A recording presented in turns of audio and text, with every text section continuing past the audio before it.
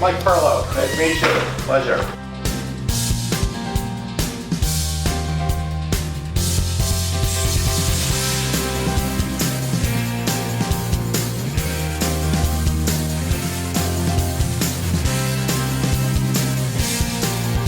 The list of companies that have been around 100 years is not a long list. So why Patterson?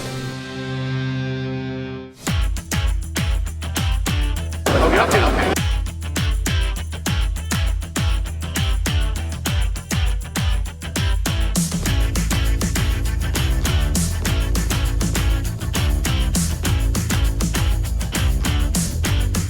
So would you guys be talking about that as you're doing it?